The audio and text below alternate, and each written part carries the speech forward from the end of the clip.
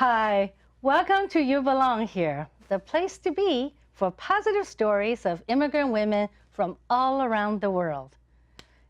You will meet some amazing, inspiring women sharing their success, challenges, and how they are living meaningful American dreams beyond professional and financial success. You may identify with some of their stories. I'm Porcia Chen Silverberg. This production of You Belong Here is coming to you from Palo Alto, California. My guests today are Pauline Haynes and Rouslana Yaroslavsky. Pauline is a seasoned facilitator, trainer, and life coach who thrives on helping people uncover and reveal their hidden gifts and living their full potential. Rouslana is a longtime volunteer and nonprofit executive who is passionate about making a difference in her community.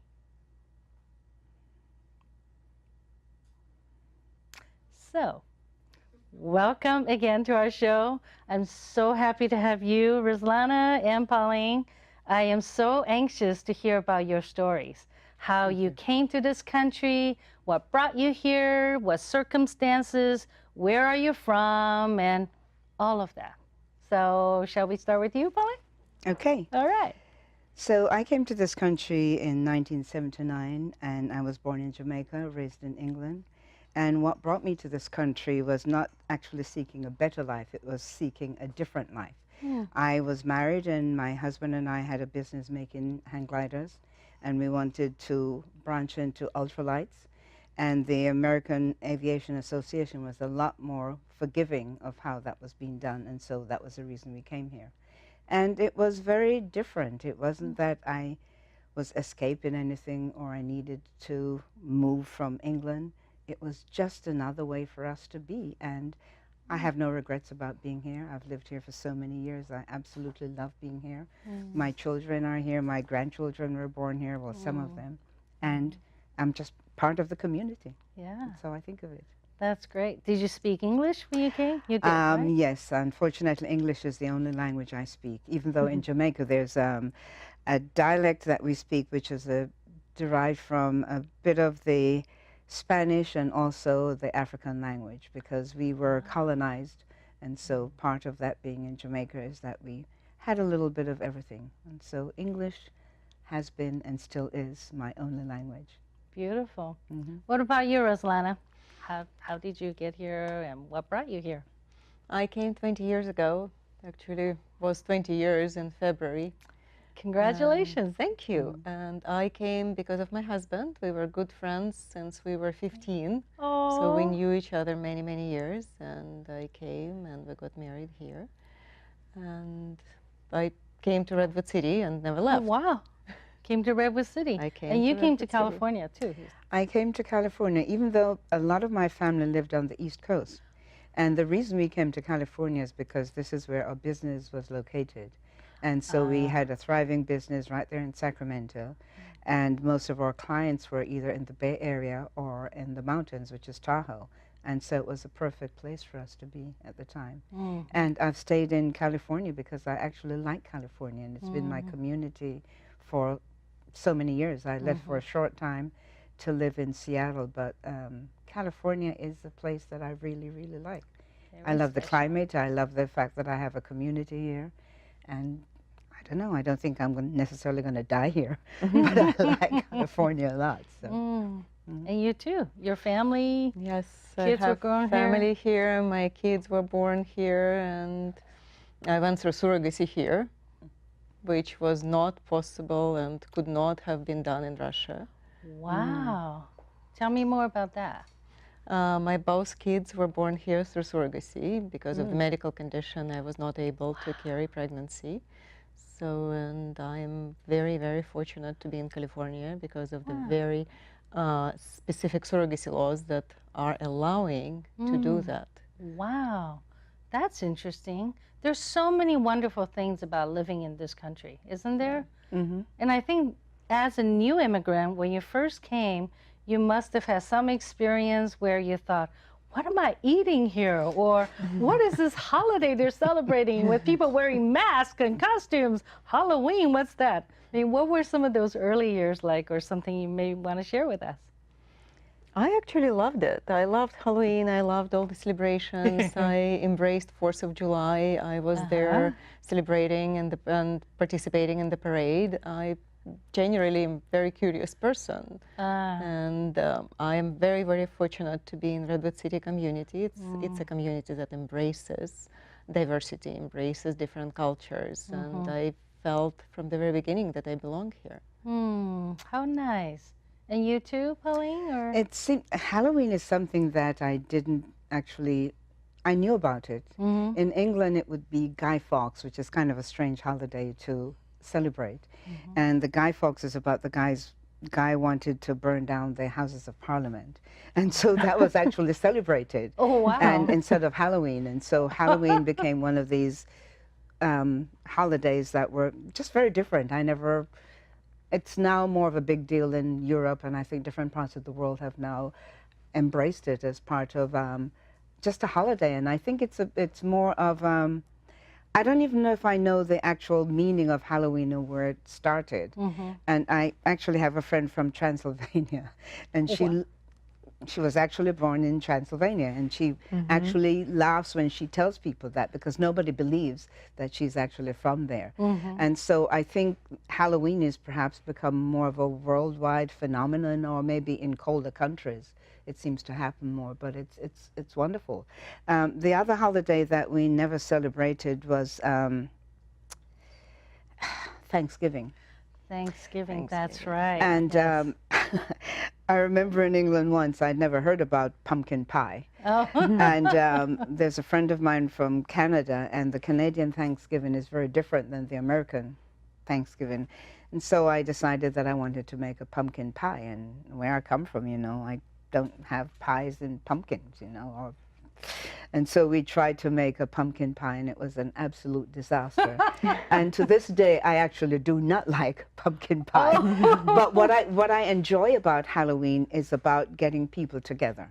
It's about the different foods. And for a while, I would have a celebration of friends of mine from different parts of the world. And so it wasn't necessarily a tradition in turkey with potatoes and that. It could be roast duck, or it could be some Thai food, it could be Chinese food. And so it was always a potpourri of all the people that I know. And I think that's what I enjoy about it. It's about bringing people together around the commonality that feeds us, which is food. Right. And so I really like that, yes. I've made 2 turkeys for Thanksgiving before.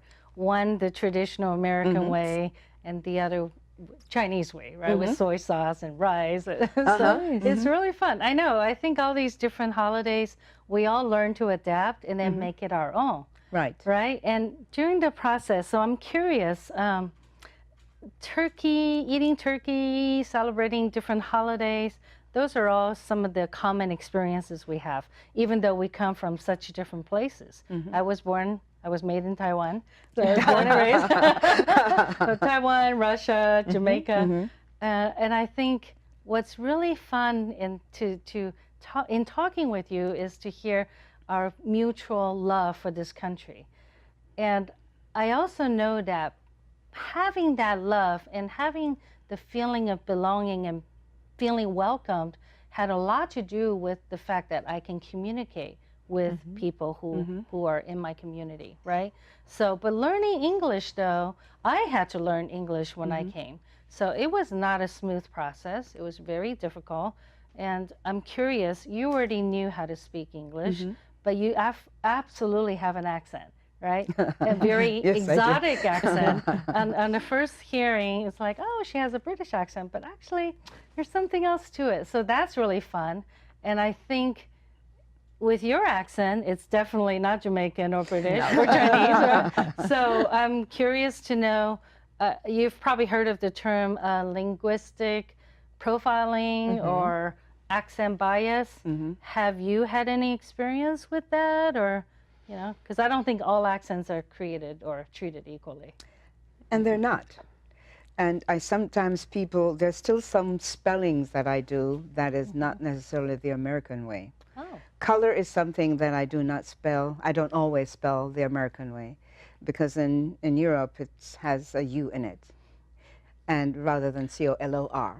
And sometimes when I'm writing the dates, I write it differently, because here we write the month before we do that, whereas where I come from, it's the other way around. So just learning those things. But there's something interesting about communications, because at one time I had a housekeeper, and she didn't speak any English. She was from Mexico. Fabulous, fabulous woman, took great care of my children, but we communicated, not with words. I trusted her enough to be with my children. And she always did a fabulous job. So sometimes we get almost a little bit sideswiped by thinking that it's only the words that we speak that makes communication. But there's the intent behind it, and how we are perceived, and how we show up, and what it is that we do. Very true. And Rouslana? I had some English because I graduated from Moscow State University and I did postgrads. So English was one of the languages I had to learn. But it was a very different language. So when I came here and kind of tried to tune into business conversation, the expression like touching base, neck and neck, it was all new to me. Touch base was something that I couldn't understand for a long time. So I had to relearn the English, the British version of English that we had in Russia, in the university, and move it into American business English. Interesting. Which is very different. And would you agree that sometimes people make some sort of assumption that someone who speaks with an accent might be less intelligent, educated, or somehow there's just some, misperception, I think? And if you've ever experienced that, how did you overcome it? Or I absolutely agree with you, and I had a couple of experiences when people even asked in front of me, other board members, what is she doing here? How is she on the Library Foundation board? She speaks with an accent. But I never thought about it as related to me, as strange as it is. I was thinking about it as people addressing their own needs and their own insecurities, and they just happened to be there. That's a good way of looking at it, right? And in fact, tell us a little bit real quickly, what is your day job? What do you do now that you're here? My day job. Now that you're contributing to our community. It's been a long time since I've had a day job. By that I mean it's been a long time since I've been employed by somebody else. And I worked with a well-known newspaper in Sacramento for about 17 years. Now I'm a life coach. That's one of the things I do, and I do it because I absolutely love it. I work primarily with women and the brave men who would come to me to help them when they're stuck in different parts of their lives, if it has to be social or personal or business, then I support them through that. And I'm also a wedding officiant, and so at this juncture of my life, what I like to do is to do the things that makes me happy. And in making me happy and fulfilled, it's also serving at a much bigger level. Because I think when I'm fulfilled, then I can fulfill others, because there's a satisfaction that I feel in myself. When I'm performing a wedding ceremony, to see people being brought together from different walks of life, and talk about immigrants. It's amazing the people that I have been honored to marry. They all come from different places. And when we think about immigrants, sometimes there's this misconception that all immigrants are from Mexico, or maybe it's a derogatory way that they have been perceived. But they're immigrants from all over, and if we want to be honest, this country is this absolute beautiful, beautiful mosaic of people from so many different walks of life. And I think it's in honoring each person's contribution to the whole of what makes this country so great. I so agree. I so agree. And I know one of the reasons why I'm a big fan of yours is because you have also become such a huge community volunteer. And now, in fact, you're working in the nonprofit sector. So tell us a little bit of how you got so involved and what you're doing now. When I came here 20 years ago, I was trying to figure out what people do for a living and how they meet each other and how social life look like in the business community mainly. So I joined Chamber of Commerce as individual member. So through Chamber of Commerce, I met a lot of small business owners and a lot of city officials, and that's how I got involved into Library Foundation. I joined the Library Foundation board in 2005 when we were raising funds for a brand new Redwood Shores library. So the Library Foundation raised $850,000 in 3 years to open brand new library. No small change. No, and that's I joined 2005 because I felt I want to contribute, I want to be a part of these efforts, and I want to volunteer. And I felt that this is amazing community, embracing all the immigrants and me personally, so I wanted to give back. And that was, for me, the way to give back to the community that welcomed me. Wow. So I joined the Library Foundation in 2005. I never left. After The 10 best years, kind of volunteer. Right. after 10 years of volunteering, I became ED and still ED at the Library Foundation. And I must say, it's wonderful to see an executive director who is a fellow immigrant woman, because I think that's something I personally would love to help bring more immigrant women into our nonprofit sector and our social sector, because we are bringing a whole different perspective. And it's important that nonprofits really serve nonprofits who serve immigrants or people of color have leadership that reflect that. So I think it's amazing that you're there. And Pauline, I know you did a lot of volunteering too, right? Yeah. I volunteered with the Sacramento AIDS Foundation for about 10 years, and I worked with people living with AIDS. And it was very rewarding, even though it was very sad.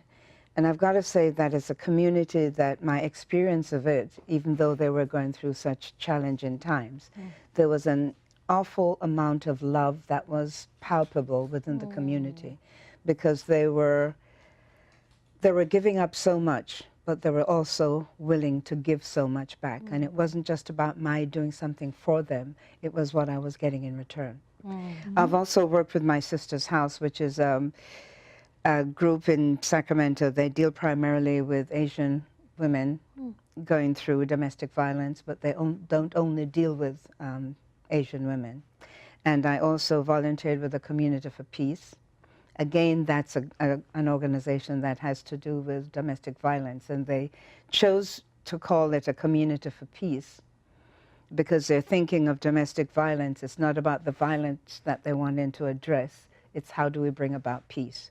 Because with domestic violence, it's not just about the people or the two people involved in it. It's the children, it's everyone in the home, it's a community, it's our society. So it's about how do we bring about peace within that.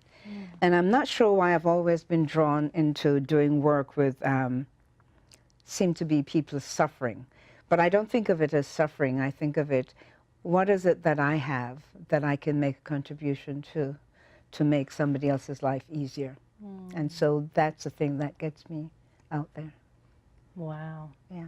Gratitude, feeling of gratitude. And as an immigrant, you always feel this because you're very thankful to the community. Yes. Yes. And you want to give back. And this feeling of gratitude, I think that's something that kind of put us all together as an immigrants. I love it. And I have always said that I think most of the immigrants I know, and I think most of the immigrants in this country, are some of the most patriotic Americans I know. We love it here. We are grateful. We appreciate it all because we had to make a choice, or we consciously made a choice to be here.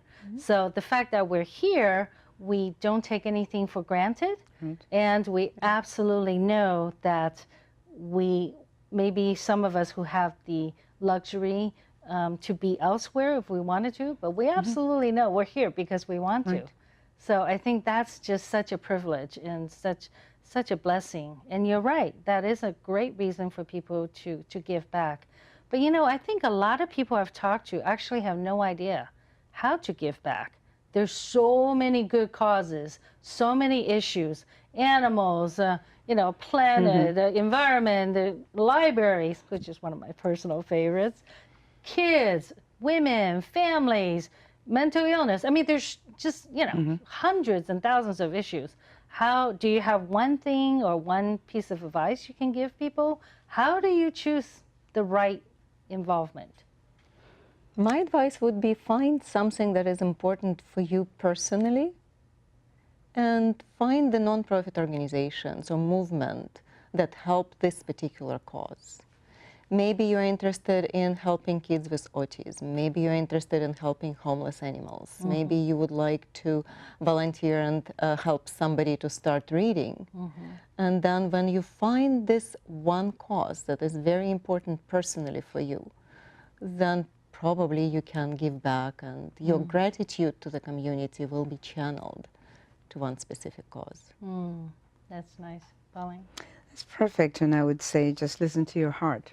Because I think each and every one of us, we have something to give.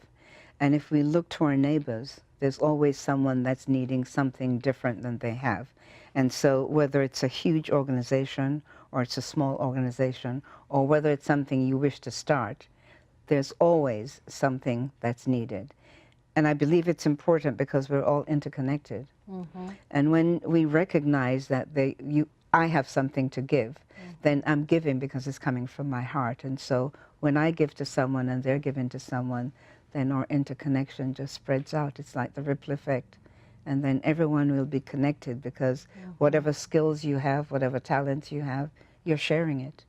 And that makes your talent so much more. And wouldn't you agree that on one hand, when we're volunteering, we're giving our time, our service, or money, but in actuality, I think we get so much more Absolutely. from the experience, right?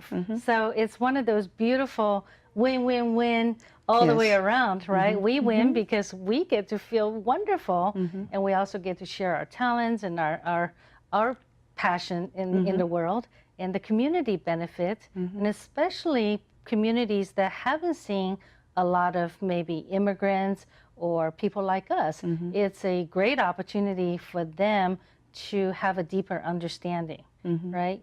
So before we leave the subject altogether, accent and learning English, you're both successful and you're both so fluent. Do you have any good advice for someone who may be struggling to learn how to speak English, someone who may be struggling to learn about the culture, you know, if they've never seen American football before, they don't know what a Super Bowl party is, or, you know, those kind of things. Neck and neck. Exactly, touch base, right? That's a great touchdown, you know, what a score. How do they get past that? How do they navigate it? Okay, full disclosure. I've been in this country for so long, and I've got to tell you that I still don't understand the ball. but I must admit that I've sat and I've watched the Super Bowl, and when it's a good game, I don't have to understand everything that's happening. There's an excitement that I get swept up in, and all the stuff that's happening, and you can see and just experience what's happening. For me, that's what it's about. And whether I'm really understanding all the nuances of the game or not, I'm still getting something from it. And usually there's a group of people, so there are people from, in fact, quite often when you come to my house, there are people from different parts of the world. And some of my closest friends don't come from the same places that I do. And I think that's the way we understand each other. And I have a dear friend of mine who's German.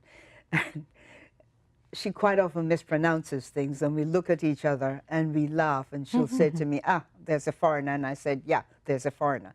So I think when you're close enough with someone, then the community gets enhanced because you can laugh about it.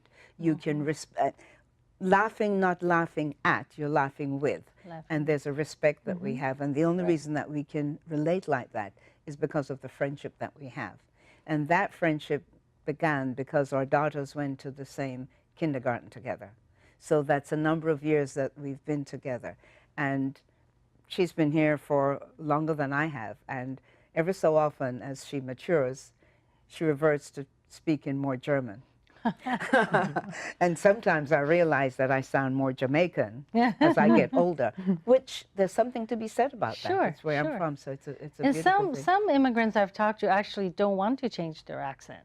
They're very proud of it. Oh, right. Although absolutely. sometimes there may be negative consequences. But I think from what I just heard, it's important for a newcomer, whether they're immigrants or not, it's important for them to show up. Be open-minded. Oh, yeah. And connect be open-hearted. Connect with other people. Especially people outside of their little community, perhaps, their own ethnic community, or just be willing to embrace these changes, right? Also go to the library. Go to the library! Of course! If you want to know what people do for living here, go to the library. Read the newspapers, local newspapers. Absolutely. See what they're discussing, what kind of local events you can go and attend local events. Attend local events. Just show up, right? And if anyone's self-conscious of their English, what do you say to them? Volunteer. Volunteer, do something with your hands. You don't necessarily need to teach. You don't necessarily need to use your language right away. Right. Volunteer with your hands. You're right. Help somebody to put together an event. Help somebody to do wiring, move chairs. That's true. That's true. Rebuilding together. Help them build a playground, build a house, or paint. And it's easier to learn your vocabulary. It's easier to learn your new language when you have project together. That's a really, really good tip. So as we wrap up, and I wish we can keep talking because I love hearing your experiences.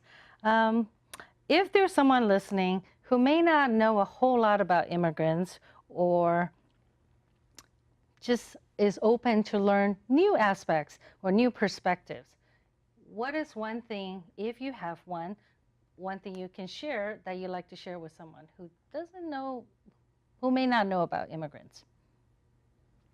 Wow. That's a hard one. It's a hard one, and it's a really interesting one. And I say it's interesting because we're all immigrants in the broader sense of the term. We're all immigrants, except for the indigenous peoples of this country. So we're all immigrants. And I can't think of anywhere we could go where you wouldn't encounter an immigrant. And so for me, I prefer to not put the label because we're so conditioned by labels. And if we say you're an immigrant, it presupposes something. If we look at each other as human beings, what can I learn from you? What can I give to you? What can I teach you? Excellent. Real quick, what's your one thing? Gratitude. Again, we're back to gratitude. Beautiful. Learn about your neighbors and appreciate what they can give you. And thank you. Again, give your gratitude back. And I'm grateful for you for being here today. And now, Pauline, Rouslana, and I would love to hear from you. We talked about so many interesting things today. I'm curious, what's one thing that resonated with you, and what actions are you inspired to take? Please go to youbelongherefoundation.org and leave a comment. Thank you for watching. And You Belong Here is committed to infusing a plethora of positive immigrant women's stories in our community. Stay tuned for future shows. I'm Porcia Chen Silverberg. Thanks for watching. And remember, you belong here. Thank you. Thank you. I'm grateful for both of you. I'm grateful. Whether you're different, same ignorant or intelligent, whether you tell the truth, lie or embellish it, whether you live in gratitude or for the hell of it, it doesn't really matter, we're still one single fellowship. Whether you've been lustful or living celibate, whether you're an optimist or only see the negative, whether you're dead broke or rich from inheritance, doesn't really matter, we're made of the same sediment. Whether you got a family or single parenting, or you're Asian, African, European or American, whether you pray to God or atheist is irrelevant, cause what you got inside is the same as all your preference.